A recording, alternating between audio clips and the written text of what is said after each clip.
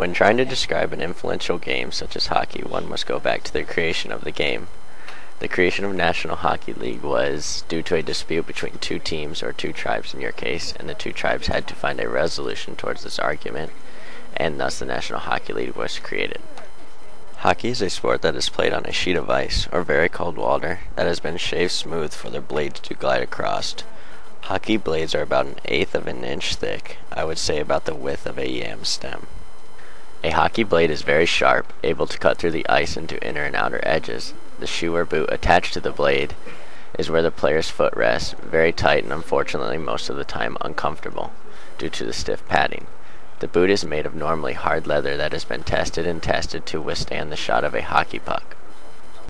All hockey players use a stick to hit this object called a puck towards the goal, which is in a net. The puck is made of rubber and for national hockey games has to be a certain temperature or heat and must be smooth for the puck to glide across the ice without any breaks in the line. The goal is made of metal and has a mesh rope that surrounds the back of the net to hold the puck into when shot. All of the hockey players must wear protective padding because the puck when shot flies anywhere from 40 to 80 miles per an hour, about twice the speed of a cheetah. The padding includes a helmet, which is a plastic cover for the player's head, and the chest must be protected due to many vital organs inside the chest cavity. The players are covered in padding, unlike the parallel of hockey, which many believe is figure skating, where padding is not permitted because it would disrupt the lines of the skaters.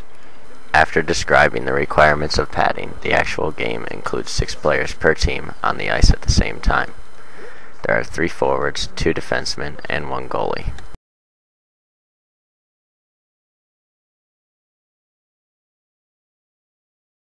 The 3 forwards are broken down into center, left forward, and right forward. All 3 are responsible for keeping the puck inside the opposing team's side. The forwards are most likely to score the goals because they are the closest to the other team's goal.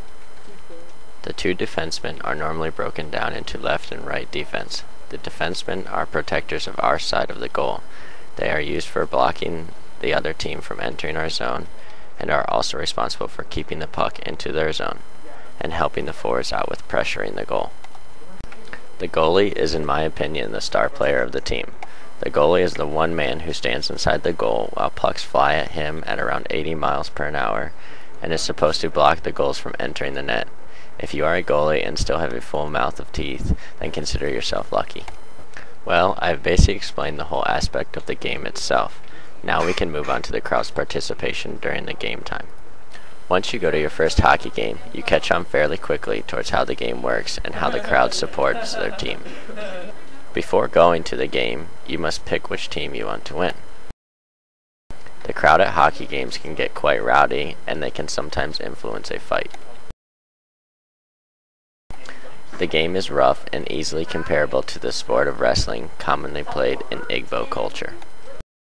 The crowd has designated cheers and chants. The most common are defense, which is to motivate the 2 defensive players to block the puck.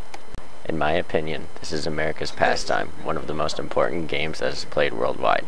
Canada invented the game and still stands as the best team in the world due to the recent win at the Winter Olympic Games. I hope you enjoy your game, and the tickets have been provided for you to go see a Red Wings game. That should be a very good eye-opener towards the amazing sport of hockey.